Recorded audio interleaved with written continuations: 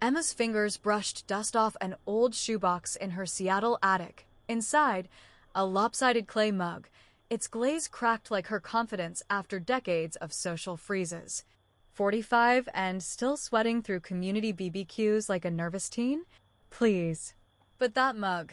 She'd thrown it during her wild college pottery phase, lit on cheap wine and zero fear. Now, staring her warped creation, something primal stirred. A local studio's exhibition deadline loomed in 3 weeks. Maybe clay could reshape more than earth. Hands still trembling, she booked Emma's fingers brushed dust off an old shoebox, revealing a chipped mug she'd made decades ago, back when her hands didn't shake thought of small talk. Seattle's drizzle blurred her kitchen window, but that mug, lopsided as a teenager's first heartbreak, whispered something reckless. Community center flyers piled up on her counter, each barbecue invite ignored like unread texts. Socializing felt like walking into a room where everyone else had a script but her. Yet Clay didn't judge. A wheel spun whether or not she fumbled.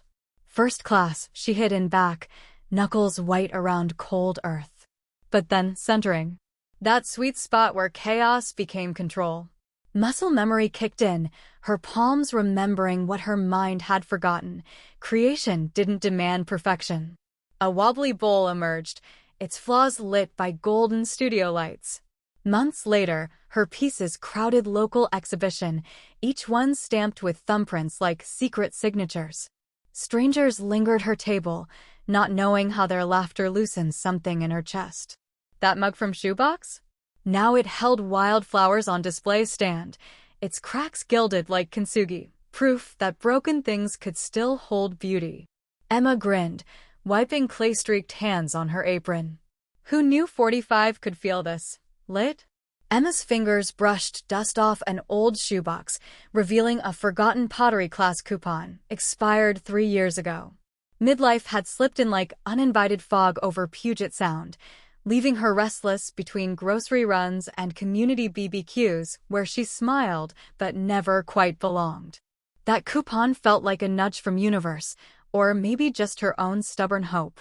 Next Tuesday, she walked into Clay and Soul, a sunlit studio smelling of damp earth and ambition. A woman with wild silver curls, Maggie, 68, according to her name tag, grinned Emma's hesitant stance. First time's always messy. Like my last marriage, woman snorted, tension easing as Maggie tossed her an apron splattered with decades of mistakes. Centering clay on will became a metaphor she hadn't expected. Too much pressure, and mound collapsed. Too little, and it wobbled into chaos. Just like navigating school pickups or book clubs where conversations felt like dodging landmines. But here, mistakes were expected.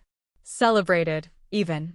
Maggie's crew, a retired teacher, a barista with neon pink nails, and a grandma who swore like a sailor, cheered when Emma's lopsided bowl survived its first firing. Weeks blurred into months. Emma's hands, once stiff with self-doubt, learned rhythm of creation. She laughed when her abstract mug tilted drunkenly left, then gifted it to a neighbor who adored its quirks. Studio became her sanctuary, a place where age didn't matter and quiet types like her weren't overlooked. Then came flyer for annual pottery pop-up. Public exhibition. Crowds. Judgment. Emma's stomach lurched, but Maggie slid a fresh lump of clay toward her. Nervous means you care. Now make something lit enough to scare nerves away. Woman threw herself into a series of vases, each one bolder than last.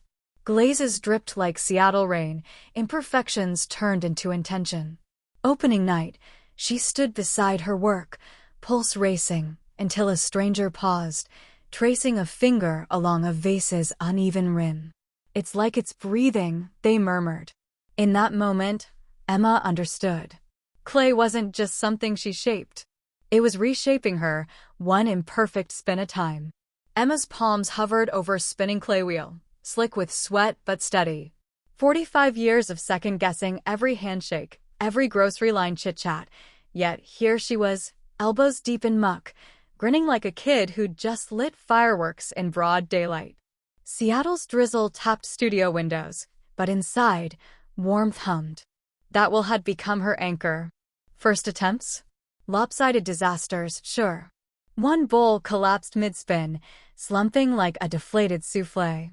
She'd snorted, wiped grit off her cheek, and shoved another lump of clay center stage. Stubbornness ran in her veins, thicker than her grandma's rhubarb jam. Community center BBQs used to knot her stomach. Too many names to remember, too many eyes judging her potato salad. Store-bought, sue her. But pottery class? Different beast. Hands busy meant less room for spiraling. Fellow students traded glaze tips, not small talk. Progress wasn't pretty. Cracks spiderwebbed her early mugs, handles snapped clean off, but each misfit piece whispered, "Keep going." Then came exhibition flyer, tacked up beside kiln. Local artists. Open submissions. Emma's gut lurched. Showing her work meant eyes, questions, attention. But that stubborn push went out. She selected 3 pieces, a vase with thumbprint ridges. Her therapist called it textured vulnerability, a lopsided cup, charmingly organic, she lied, and one perfect bowl, smooth as sea glass. Night of show, her pulse thrummed louder than Wheel's motor. But standing beside her creations, something shifted. A woman in a teal scarf traced faces' grooves. "Feels alive," she murmured. No small talk, just truth.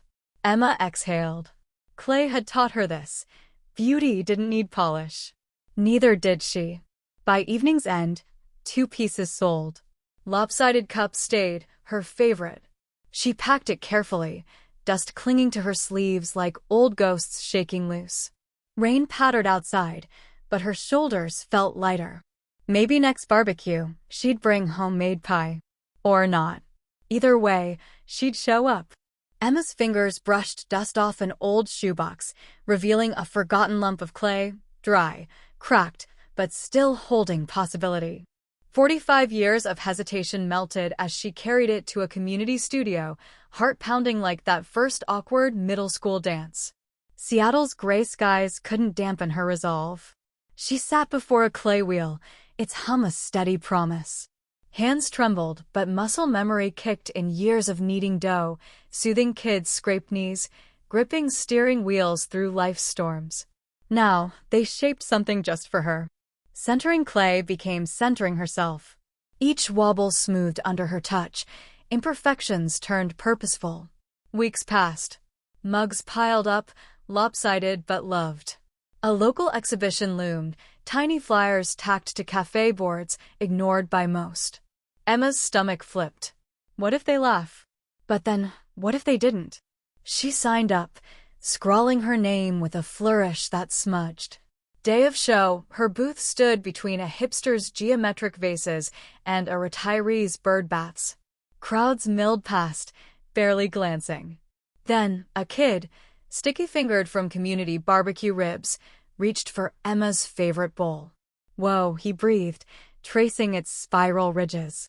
His mom snapped a pic. Flash. By afternoon, that shot had lit up local feeds. Pottery that feels like a hug, someone captioned. A skeptic, some artsy type who'd earlier scoffed grandma hobbies, paused, then bought 3 pieces. "These have soul," she muttered, stunned.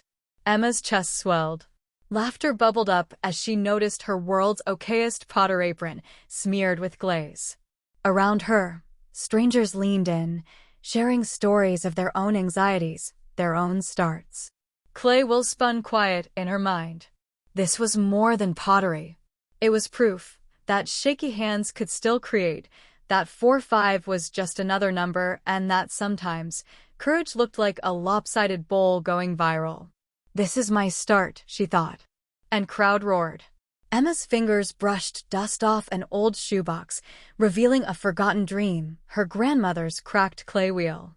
45, she'd spent years dodging crowds, mistaking solitude for safety. But that whispered rebellion. Seattle's drizzle couldn't dampen her spark as she signed up for a pottery class, chuckling her own quirk, talking to lumps of clay like they were old friends. First attempts wobbled, collapsed. Yet each spin of wheel smoothed edges, hers and Clay's. She learned to cradle imperfections, to reshape without apology. Months later, her hands moved with quiet certainty, guiding nervous newcomers' community studio nights. Between glazes and giggles, she hosted BBQs where neighbors traded social jitters for sticky-fingered pride over lopsided mugs. Then came Exhibition, her idea. Mud and Moxie lit up a local gallery, showcasing pieces by anxious souls-turned-artists. Emma's centerpiece? A vase shaped like her journey, narrow base, spiraling wide, bold rim. Press asked how she'd rallied strangers. She grinned. Clay's cheaper than therapy and way messier. Now, she teaches retirees to throw pots like they're punk-rocking their golden years. Her odd habit? Humming show tunes while trimming rims. That old wheel? Still spins, reminding her growth isn't about perfection. It's showing up, messy hands and all. Grab some clay, mold your brave.